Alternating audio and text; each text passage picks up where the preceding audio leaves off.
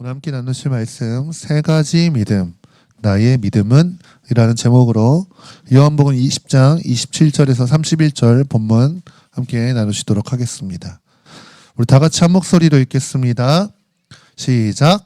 도마에게 이르시되 내 손가락을 이리 내밀어 내 손을 보고 내 손을 내밀어 내 옆구리에 넣어보라. 그리하여 믿음 없는 자가 되지 말고 믿는 자가 되라. 도마가 대답하여 이르되 나의 주님이시오 나의 하나님이시니나이다. 예수께서 이르시되 너는 나를 본고로 믿느냐? 보지 못하고 믿는 자들은 복되도다 하시니라. 제자들 앞에서 이 책에 기록되지 아니한 다른 표적도 많이 행하셨으나 오직 이것을 기록함은 너희로 예수께서 하나님의 아들 그리스도이심을 믿게 하려 하며 또 너희로 믿고 그 이름을 힘입어 생명을 얻게 하려 함이니라. 아멘. 네, 부활하신 예수님이 제자들을 찾아온 장면에 한 3주째 살펴보고 있습니다. 이 예수님이 제자들을 찾아온 이 장면들을 통하여서 요한이 지금 세 가지 믿음에 대해서 설명하고 있습니다. 우리가 이것을 살펴보는 것을 통해서 우리의 믿음은 현재 어떠한가를 점검하고 또 올바른 믿음 안에 거하는 우리가 되기를 원합니다. 첫 번째 믿음은 10명의 제자들을 통해서 드러났던 믿음입니다. 오늘 이 제자들이 문을 닫고 유대인들을 두려워하는 가운데에 모여 있었습니다. 막달라 마리아를 통해서 예수님의 부활의 소식을 들었어요. 근데 여전히 두려운 겁니다. 그러니까 아직 예수님의 부활에 대한 온전한 믿음을 못 갖고 있는 상태인 거죠. 근데 예수님이 닫힌 문을 넘어서 직접 넘어오세요. 예수님의 부활의 몸을 입으시니까 이 땅에 우리가 갖고 있는 이 몸과 전혀 다른 것을 보여주는 것이죠. 부활하신 예수님께서 제자들의 두려움을 뚫고 오신 겁니다. 문이 굳게 닫혀있다는 것은 제자들의 두려워하는 심리 상태를 표현하는 것이죠. 그거 주님이 뚫고 오신 거예요. 그래서 이걸 통해서 알 수 있는 것은 우리의 믿음의 출발점은 인간의 결단에 있는 게 아니라는 겁니다. 주님이 주권적으로 찾아오시는 겁니다. 오늘 여기 있는 사람들 다 예수 믿는 사람들이라고 할 때에 오늘 그것이 나로부터 시작된 것이 아니라 주님이 우리에게 찾아오셨기 때문에 가능한 일이고 우리 특별히 다음 세대 아이들 가운데에서도 내가 태어날 때부터 엄마 뱃속에서부터 교회 다녔고 눈 떠보고 그냥 한 번도 빠진다는 거 생각한 적 없이 교회를 나온다고 할지라도 오늘 하나님께서 이 아이들을 주권적으로 찾아와 주시고 만나 주시는 그 일이 반드시 있어야 한다는 것이죠. 그걸로 인해서 우리가 구원을 받는다라는 겁니다. 제자들의 두려움을 주님이 깨트리시고 찾아오셨어요. 그리고서 자신의 못 박힌 손과 창에 찔린 옆구리를 직접 보여주십니다. 그러니까 제자들의 반응이 어떠합니까? 주를 보고 기뻐하더라 라고 이야기합니다. 막달라 마리아가 이야기했습니다. 부활의 소식을. 심지어 베드로와 요한이 빈 무덤을 확인했죠. 근데도 예수님의 부활을 확신하지 못했어요.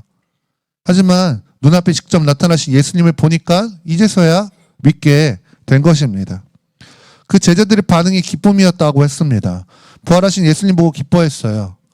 이들의 기쁨이 진짜였겠죠. 얼마나 기뻤겠습니까? 그 두려움 가운데 있었는데 자신들도 나름 각자의 삶의 전부를 다 버리고 예수님을 택했는데 그 예수님 죽으시니까 얼마나 두려웠고 허무했고 그랬는데 그 예수님이 부활하신 걸 보니까 얼마나 기뻤겠습니까? 정말 기뻐한 겁니다. 근데 문제는 뭐냐면은 기뻐한 게 끝이었다라는 겁니다. 무슨 말이냐면 기쁨 이후에 그 부활하신 예수님을 보고 이들의 신앙의 고백이 없어요. 예수님을 보고 신앙의 고백이 없습니다. 여러분 진짜 믿음은 자연스럽게 믿음의 고백을 불러오게 되어 있습니다. 로마서 10장 9절 10절 한번 읽어볼까요? 시작. 내가 만일 내 입으로 예수를 주로 시인하며 또 하나님께서 그를 죽은 자 가운데서 살리신 것을 내 마음에 믿으면 구원을 받으리라. 사람이 마음으로 믿어 의에 이르고 입으로 시인하여 구원에 이르느니라. 아멘. 입으로 입술로 고백한다라는 거 그거 별거 아닌 것 같지만 거기에 내 존재를 거는 믿음의 실체가 있는 겁니다. 숙경 목사님 경험하셨죠? 네, 죽을 수도 있는 그 위기의 상황에서 대단한 거 한 거 없었지만 우리가 병원 한 구석에서 예수를 주로 시인하는 믿음의 고백했을 때에 우리 하나님께서 치료할 수 없다고 생각했던 그 병을 치료해 주신 거 경험했죠. 저도 예수님 믿고 한참 자라고 난 다음에 어느 날인가 예배하는데 진짜 그 찬양의 고백과도 전혀 상관없이 앞에 드려지는 예배랑 상관없이 제 안에서 주님이 한 가지 고백을 하게 하시는 게 뭐였냐면은 그냥 외쳤던 것 같아요. 주는 그리스도시여 살아계신 하나님의 아들이십니다 라고 외쳤어요. 저도 제가 그걸 왜 하는지 몰랐는데 그 고백을 했습니다. 하나님이 그 고백을 이끌어내셨다라고 믿는데 진짜 믿음은 반드시 주님이 나의 어떤 분이신가에 대한 믿음의 고백을 수반하게 되어 있습니다. 근데 제자들의 경우에는 믿음의 고백이 없었어요. 부활을 확인했죠. 부활을 직접 만져보았죠. 만진 사람 중에서는 뭐 막달라 마리아도 만져보지는 못했으니까 만진 사람들 중에서는 인간 최초인 거죠. 그리고 동의했습니다. 아, 부활 맞다. 부활하신 우리 주님 맞다. 그리고 기뻐하기까지 했습니다. 근데 그 기쁨에서 이제 그 예수님이 나와 어떤 상관이 있는지 그 자신의 고백이 제자들에게는 없었다라는 겁니다. 이거를 뭐 굳이 우리의 어떠함에 적용해 보자면 동의하는 믿음이죠. 동의는 합니다. 보고 받아들이고 지식적으로 동의는 해요. 인정은 합니다. 근데 그게 자신의 고백은 되지 않은 거예요. 주님 부활하신 건 알겠는데 그 예수님이 나한테 어떤 분인지가 아직 정의가 내려지지 않은 겁니다. 이 믿음의 한계가 어떤지가 도마의 대화를 통해서 드러납니다. 도마가 그 자리에 없었잖아요. 그리고 나중에 제자들이 이때 당시 이제 12제자 중에 뭐 도마 빼고 가룟 유다 빼고 10명이서 보고 나서 도마가 나중에 왔을 때 얼마나 호들갑을 떨었겠습니까? 야, 너 없었을 때 예수님 오셨어. 도마가 시큰둥하니까 야, 우리가 그 못 박힌 손도 봤고 찔린 옆구리도 봤어. 진짜 우리 주님이셔. 라고 막 이야기하니까 도마가 뭐라고 합니까? 내가 그의 손의 못자국을 보고 그 손가락 그 못자국에 넣고 내 손을 그 옆구리에 넣어보지 않고는 믿지 아니하겠노라 라고 이야기합니다. 그러니까 지금 10명의 예수님의 부활을 직접 본 예수님이 선택한 수제자라고 할 수 있는 그 제자들이 한 명을 설득을 못 시키는 거예요. 얼마나 웃기는 일입니까? 그냥 보통 일반의 10명의 예수 믿는 사람이 한 명 전도 못했다? 뭐 그런가 보다 할 수 있어요. 근데 이 사람들은 앞으로 교회를 세울 교회의 시작점인 사람들이에요. 사도라고 말하는 사람이고 예수님 3년 반을 따라다니고 훈련받은 사람이고 예수님의 부활하신 그 예수님을 눈앞에서 직접 본 사람들이에요. 근데 그것도 완전 생판 남도 아니고 무슨 뭐 로마 사람도 아니고 유대 제사장도 아니고 같이 예수님 따라다녔던 좀 의심 있는 제자 한 명을 설득을 못 시키는 겁니다. 이게 10명의 제자의 동의하는 것에 불과한 믿음의 한계인 겁니다.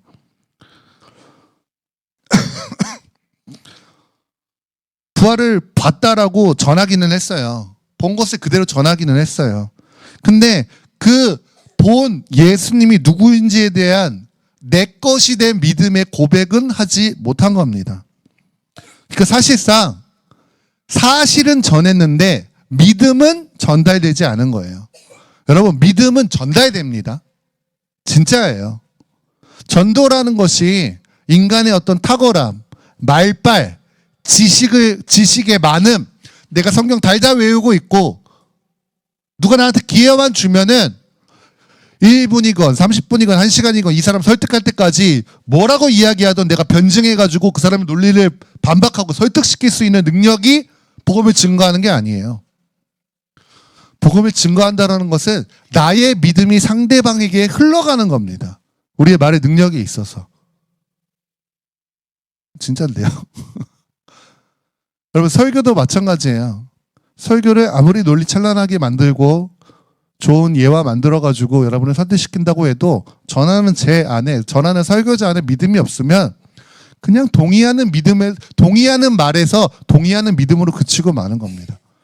근데 강력한 설교를 보면 말의 수렴에 있지 않고 실제 그 사람이 경험한 하나님에 대한 믿음이 듣는 사람들에게 흘러가는 겁니다.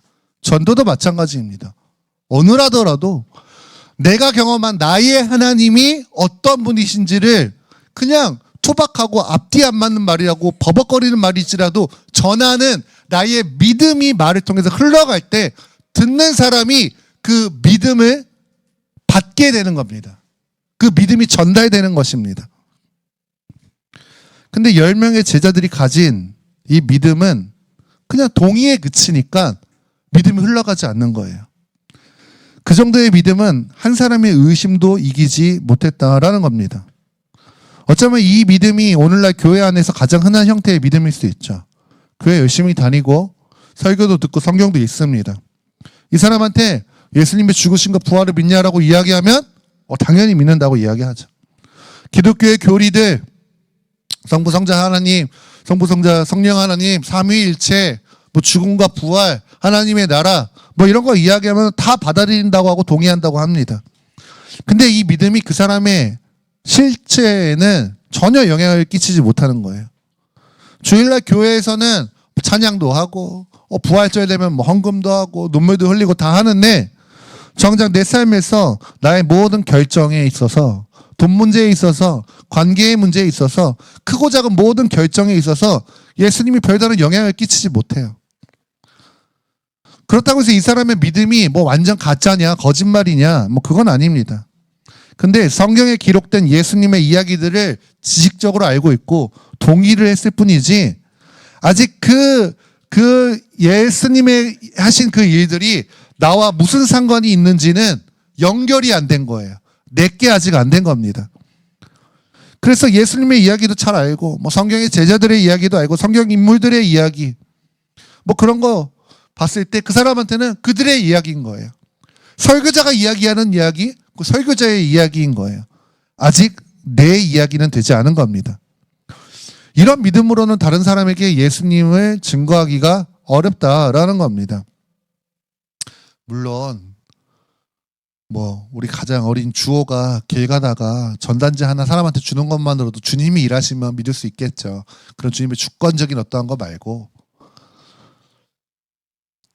교회 다녀보라고 할 수도 있습니다. 이런 뭐 그냥 동의하는 믿음으로도 예수님 믿어보라고 할 수 있어요. 그것도 귀하기는 한데 능력이 나타나지 않는 거예요. 상대방이 믿음으로 반응을 하지 않는 겁니다. 왜 그러냐면 그 예수님이 나한테 어떤 분이신지 내 안에 그 실제 믿음이 없으니까 믿음이 흘러가지 않는 거예요. 10명의 제자들이 도마 한 사람을 설득하지 못한 것처럼 이런 믿음은 다른 사람의 불신을 이길 수가 없다라는 겁니다. 이게 첫 번째 믿음이었고 그 다음에 요한이 이야기하는 믿음은 오히려 그 자리에 없었고 철저하게 불신으로 시작했던 도마의 믿음에 대해서 이야기가 넘어갑니다.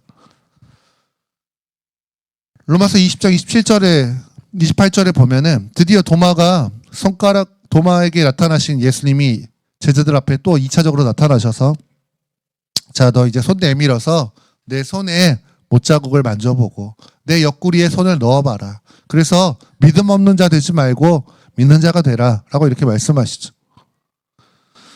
여러분 성경 속에 있는 도마는 어떤 인물인가?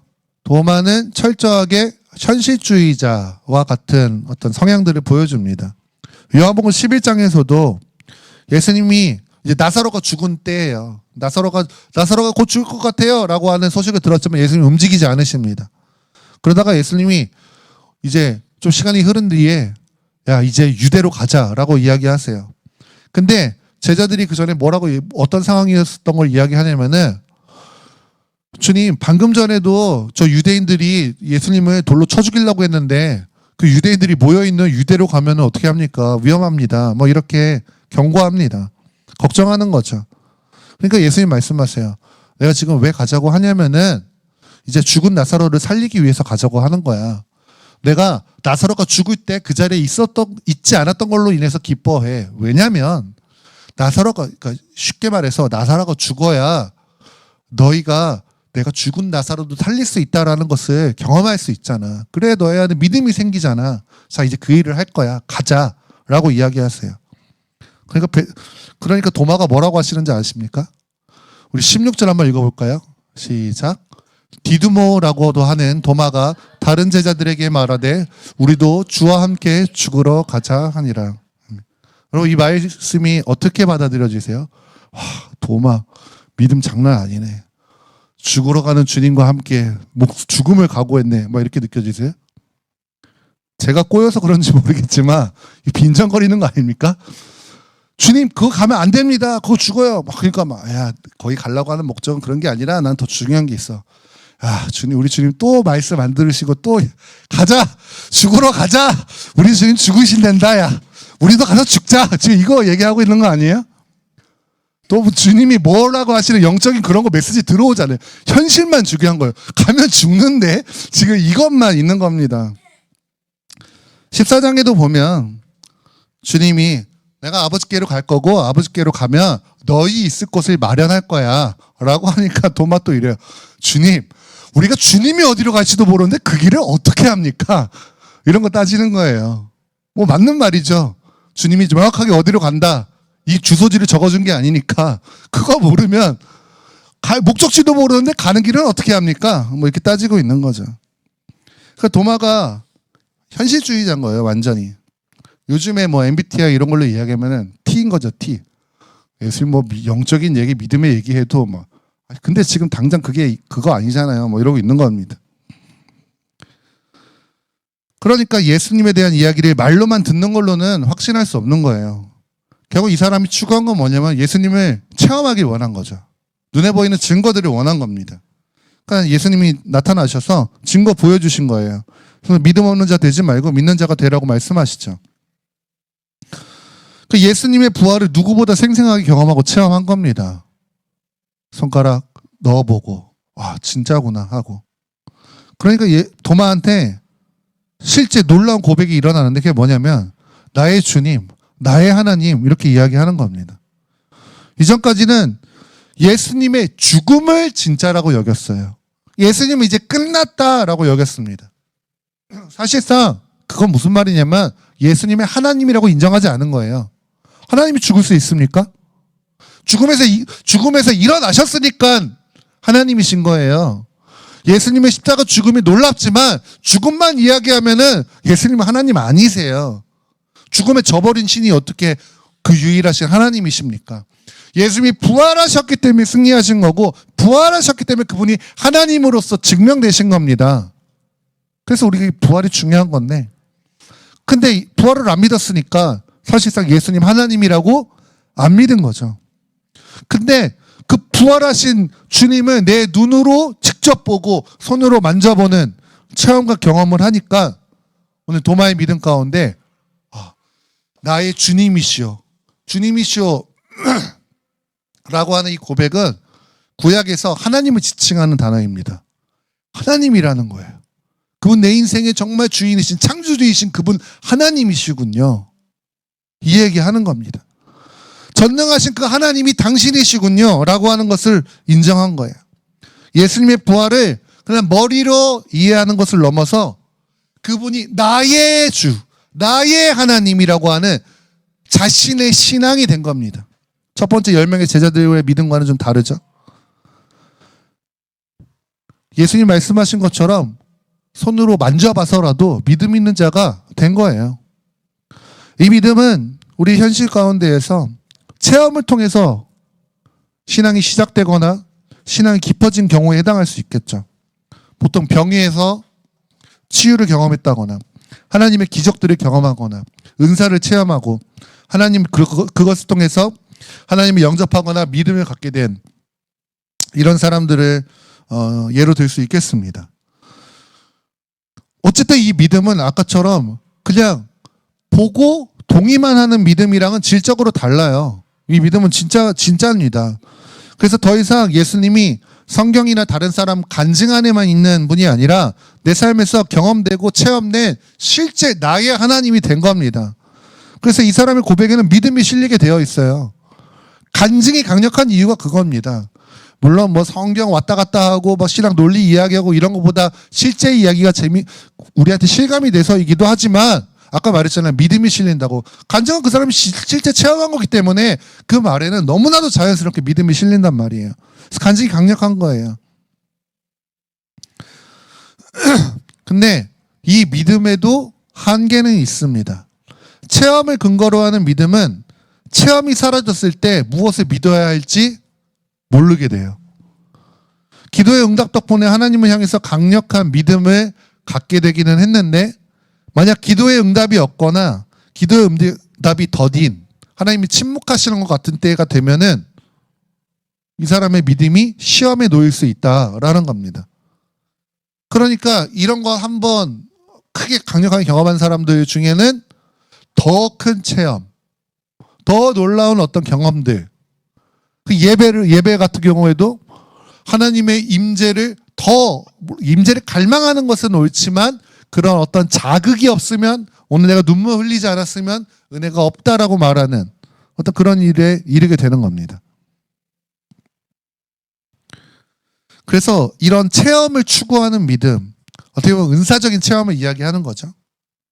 이거는 믿음의 근거를 진리에 두지 않고, 흔들리지 않은 절대적인 것에 두지 않고, 결국에는 자신의 감각, 자신의 느낌에 믿음의 근거를 두게 되는 거예요. 그럼 어떤 위험성이 있냐면, 어느샌가 하나님을 예배하는 게 아니라 내 감각을 예배합니다. 내가 느끼는 게 중요한 거예요. 내가 체험되는 게 중요한 겁니다. 내 감정을 예배할 수 있어요. 그리고 하나님을 위한 내가 되는 게 아니라 나를 위한 하나님이 됩니다. 그래서 하나님이 나를 위해서 끊임없이 증명하셔야 돼요. 그래서 나를 위한 하나님으로 완전 주객이 전도되는 일들이 일어날 수 있다라는 겁니다. 그리고 이런 믿음은 고난의 때를 이기기가 힘들어요. 고난의 때를. 하나님이 때로는 우리의 신앙의 어떠한 성장을 위하여서 침묵하실 때가 반드시 있거든요. 그런 때를 못 견디는 겁니다. 아무 일도 안 일어나면은, 계속해서 뭔가 눈앞에 보여지는 것 없으면 신앙의 길을 잃어버리게 되는 겁니다. 그리고 무엇보다 환난의 때에 미혹을 당할 수 있어요. 마태복음 24장 한번 읽어볼까요? 시작. 거짓 그리스도들과 거짓 선지자들이 일어나 큰 표적과 기사를 보여 할 수만 있으면 택하신 자들도 미혹하리라. 아멘. 할 수만 있으면 택하신 자들을 미혹하는데 뭘로 미혹합니까? 큰 표적과 기사를 보여줘서 한다라는 거예요. 큰 표적과 기사, 그걸로 예수님을 만나서 그거를 계속 추구하다 보면은 그와 비슷한 다른 표적과 기사가 있으면 구분을 못하는 거예요. 그럼 거짓 그리스도와 거짓 선지자들에게도 미혹당할 수 있다라는 겁니다. 물론 체험으로 이런 은사체험, 기적체험, 이런 믿음이 무조건 잘못됐다는 건 아닙니다. 이런 한 번에 커다란 하나님의 기적을 체험하는 거는 우리의 불신앙을 압도적으로 물리쳐줘요. 믿음이 연약한 사람들, 개그맨 박명숙 씨가 하나님 믿는다고 하더라고요. 예수 믿는다고 하더라고요. 조카가 죽을 병에 걸렸는데 고쳐주시면 내가 하나님 믿을게요라고 했는데 고침을 받았대요. 그래서 자기는 평생 하나님 믿겠다라고 고백을 했다고 합니다. 그러니까 이런 간증들 우리가 뭐 심심치 않게 듣지 않습니까? 지금도 뭐 이스라엘 유대인들은 꿈에 예수님 나타나고 실제로 눈앞에 예수님 막 환상 보이고 막 이런 일들 통해서 예수님 믿기도 하고, 그러니까 그 안에 있는 불신이 큰 경우에 하나님께서 때로는 압도적인 우리가 상상하지 못하는 기적들로, 환상으로 자신을 드러내 주세요. 그럴 때는 이제 믿음이 시작하게 되는 거죠. 믿음이 시작할 때는 이런 것들이 큰 유익을 줍니다. 근데 문제는 여기에만 머물러서는 안 된다라는 겁니다. 예수님께서 이제 도마가 믿었어요. 그 기적인 거잖아요. 사실은 기적을 만져본 거잖아요. 기적을 만져보고 나서 나의 주 나의 하나님이십니다라고 하는 이제 실제 고백까지도 했어요. 거기까지 좋아요. 예수님이 그렇게 하라고 했잖아요. 못 믿을 바에는 만져보고라도 믿어라. 그러니까 또 주님이 이렇게 얘기하세요. 예수께서 이르시되 너는 나를 본고로 믿느냐? 보지 못하고 믿는 자들은 복되도다 하시니라. 어쩌라는 건지. 만져보고라도 믿으라고 하셔놓고서, 만져놓고서 믿는다고 하니까 넌 보고서 믿냐? 라고 이렇게 하시는데, 사실은 진짜 더 너희가 나아가야 될 믿음이 있다라는 것을 이야기하고 계시는 거죠. 체험을 통해서 얻은 믿음보다 더 복된 믿음이 있는데 그 믿음으로, 그 복된 믿음으로 나아와라 라고 이야기하시는 겁니다. 이 복된 믿음이 무엇입니까? 보지 않고도 믿는 믿음이죠. 하나님을 신뢰하는 믿음인 겁니다. 예수님이 복되다고 말씀하신 이 보지 않고 믿는 믿음의 실체가 체험에 근거한 것이 아닌 기록된 말씀, 진리를 믿는 믿음을 말하는 것입니다. 그래서 이것을 설명하기 위하여서 30절, 31절에 이렇게 얘기하는 거죠. 예수께서 제자들 앞에서 이 책에 기록되지 아니한 다른 표적도 많이 행하셨으나 오직 이것을 기록하면 너희로 예수께서 하나님의 아들 그리스도이심을 믿게 하려 하며 또 너희로 믿고 그 이름을 힘입어 생명을 보존하게 하려 함이라. 기록된 말씀에 대해서 이야기하고 있는 거예요. 말씀이 기록된 목적에 대해서. 우리가 아까 살펴본 첫 번째 그 10명의 제자들의 그 믿음도 나름 우리의 현실로 적용하면은 나름 말씀을 보고 믿은 거죠. 근데 이 믿음과 복된 믿음의 차이는 뭐냐면은 동의하는 것에 그쳤다라는 거예요, 아까는. 근데 이 복된 믿음은 동의를 넘어서 그 믿음에 자신의 전부를 거는 겁니다. 나를 맡기는 거예요. 우리가 어떤 다리를 두고서, 같은 다리를 두고서 어떤 사람은 저 다리가 진짜 튼튼하다며. 내가 설계도도 봤어. 저거 만든 사람이 이야기하는 것도 내가 다 들었어. 저 다리는 진짜 튼튼하고 몇 톤 트럭이 지나가도 아무 문제 없대. 저기 건너봐. 그러면은 건너지는 않을 거야. 튼튼하고 난 들었어. 네가 가봐, 네가. 아니 나도 튼튼한 거는 알고 동의해. 근데 난 저거는 건너지는 않을 거야. 이런 거랑 마찬가지인 거예요. 근데 진짜 세 번째 믿음, 복된 믿음은 무엇입니까? 튼튼하다고 했어? 그러면 가. 저 다리에 내 체중의 모든 걸 다 실어서 그 다리 위를 걸어가. 나를 맡기는 믿음인 겁니다. 그래서 그분이 나의 주인이시라는 것을 동의하는 것에 그치는 게 아니라 실제로 그분한테 내 삶을 맡기는 거예요. 내 삶의 결정권을 드리는 겁니다. 나를 위해 살고 나를 예배하는, 우리가 지금 새벽에 나누고 있는 자아 숭배하는 삶이 아니라 하나님을 예배하는 삶, 하나님을 섬기는 삶을 살아가는 거예요. 이게 복된 믿음이다라는 겁니다. 이 믿음은 하나님의 기적을 경험하면 좋죠, 당연히. 근데 그런 거 없어도 괜찮아요. 그런 거 없어도 상관없습니다. 그런 것들이 그 사람의 믿음의 어떠함을 결정짓지 않아요. 여러분, 이런 아까 말했던 은사체험, 기적체험 이런 거는 공식이 없잖아요. 모르겠어요. 은사사역자들은 그 나름의 공식이 있다고 생각할지 모르겠지만 저는 그 공식을 모르겠거든요. 공식이 없잖아요. 성경이 그 공식을 말해주지는 않잖아요. 일정하지가 않아요. 변함없지 않다라는 겁니다. 그 때때마다 다를 수 있어요. 근데 여러분, 다른 건 몰라도 우리의 믿음만큼은 중요하지 않습니까?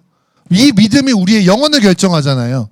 이 믿음만큼은 도박처럼 걸 수 있는 게 아니잖아요. 도박처럼 굴어서는 안 되잖아요.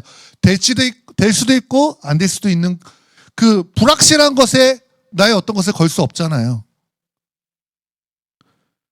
근데 이거를 불확실하고 흔들리고 비정확한 것에 건다. 이거 너무 불안한 일이죠. 믿음은 흔들리지 않는 것 위에 걸어야 되는 겁니다. 흔들리지 않는 진리 위에 걸어야 되는 거예요. 베드로전서 1장 23절, 24절, 25절 읽겠습니다. 시작.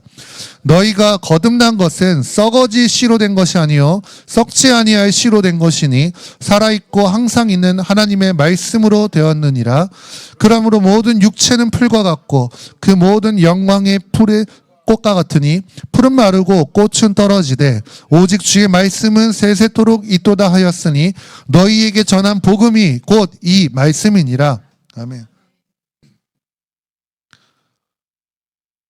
이 변하지 않는, 영원한, 흔들리지 않는, 절대적인 이 하나님의 말씀에 근거해서 내 믿음이 시작되면은 우리의 믿음도 흔들리지 않는 겁니다.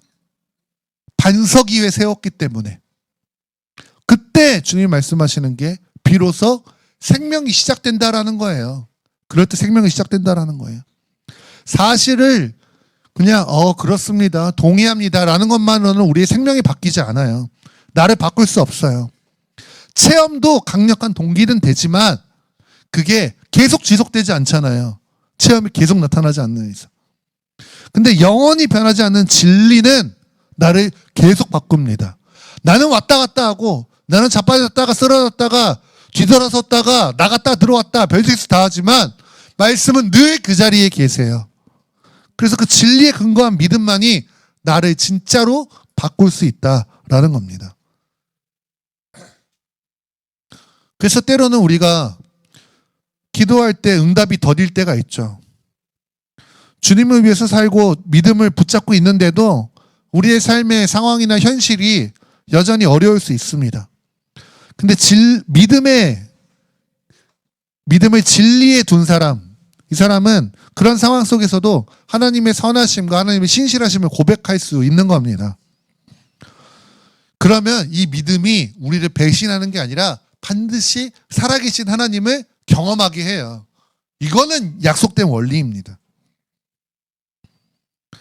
여기서 말하는 경험이 은사체험하고 막 그런 거 이야기하는 게 아니라 말씀이 우리 가운데 실제되는 경험을 이야기하는 겁니다. 말씀이 실제되는 경험.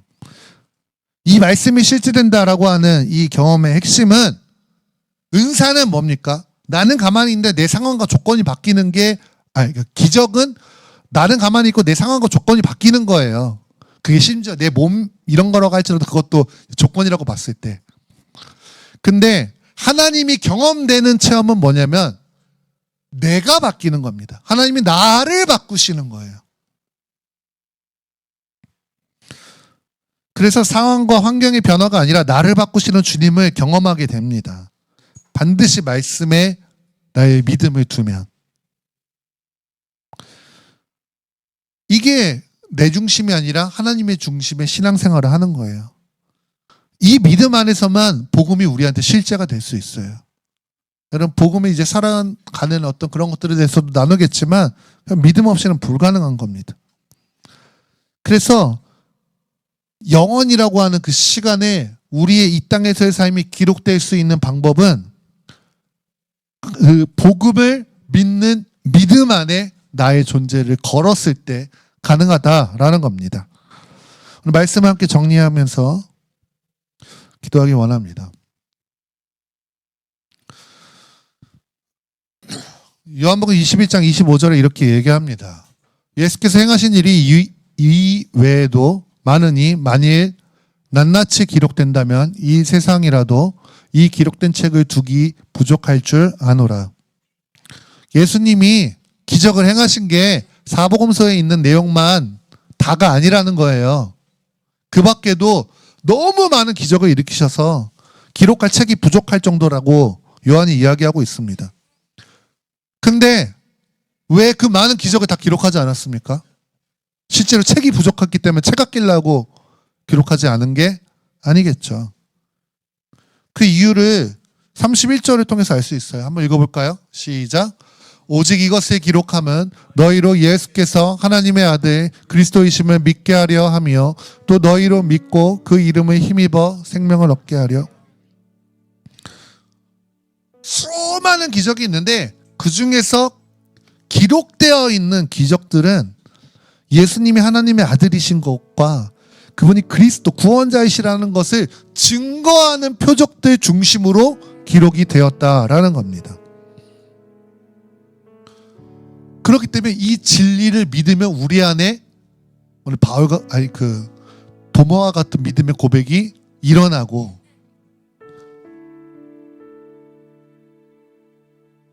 오늘 저 말씀의 내용과 같이 예수님을 하나님의 아들이신 것과 그분이 그리스도이신 것을 믿는 믿음이 일어나게 된다라는 겁니다. 여러분, 우리가 이 믿음 안으로 들어가시기를 축복합니다. 우리의 믿음은 어디에 머물러 있습니까? 그냥 동의하는 믿음에 있다면 아무 능력이 없는 거예요. 체험 중독, 기적 중독에 빠져 있는 것도 갈 길을 놓치게 됩니다. 오직 진리의 말씀에 저와 여러분의 삶을 거시기를 축복합니다. 그 진리의 말씀에 여러분 내 삶을 들이셔야 돼요. 김용규 선교사님 여기 계신 분들이 복음학교 대부분 갔다 오셨으니까 그 이야기 하시잖아요. 어떤 유명한 외발타기 하는 사람이 서커스 하는데 그 그랜드 캐년과 같은 그 낭떠러지에서 할 때 그냥 옆에서 구경할 때는 나 당신을 믿어요. 당신이라면 저기 건널 수 있죠. 막 하다가 그 외발타기 하는 사람이 감사합니다. 당신 그러면은 내 뒤에 타겠습니까? 내가 당신 데리고서 저기 건너가겠습니다 하니까 숨어버렸다고. 이런 믿음 되어서는 안 되겠죠. 가는 길이 외발타기 같은 길일 수도 있고 그 밑에 낭떠러지 같을 수도 있더라도 예수님은 건너실 수 있습니다. 아멘. 오늘 그 예수님을 신뢰함으로 내 말을 내딛는 거예요. 물 위를 걸었던 몇 발자국이지만 걸었던 그때 당시의 베드로처럼. 근데 상황 보면은 빠지게 되어 있는 것이죠. 그 안에 우리의 생명이 있습니다. 그 믿음만이 진리의 나의 전부를 건 이 믿음만이 우리의 삶이 생명이 되게 하신다라는 겁니다. 우리의 어떤 믿음의 체질들이 바뀌기를 원합니다. 종교 형식으로 만족하는 어떤 그런 뻑적지근하게 뭘 했으니까 잘하고 있다라고 하는 종교적인 자기 의로움, 오늘 서로 그거 인정해주고 그거 지켜 세워주고 우리 잘했어, 우리 잘하고 있지, 뭐 이런 거 하면서 하는 그런 거 말고 진짜 믿음의 나를 걸고 있는가, 나의 삶은 그 말씀을 동의하는 것을 넘어서 보이지 않고 들리지 않아도 말씀이 그렇다 하면 그 길을 걷고 있는가, 믿음의 진리의 말씀에 우리의 믿음을 거는 우리의 삶이 되기를 원합니다. 그래서 오늘 시간 우리 함께 기도할 때 오늘 특별히 이 고난주간을 지나면서 십자가 복음의 말씀도 우리 살펴보고 있는데 오늘 다른 어떤 것보다 오늘 이 복음에 우리의 생명을 걸 수 있는 라이처치 모든 식구가 되게 하여 주시옵소서. 그래서 내 존재를 걸어서 오늘 그 삶이 복음이 실제되어야겠습니다. 그러지 않고서 어떻게 내가 복음을 증거하겠으며, 그러지 않고서 어떻게 내가 예수 믿으라고 말할 수 있고 믿음을 낳는 일들이 일어날 수 있겠습니까? 주님, 성령님 우리의 삶을 인도하사 오늘 이 진리의 말씀에 나의 온 존재를 걸 수 있는 우리가 되게 해달라고 주의 이름으로 함께 기도하며 나아갑시다.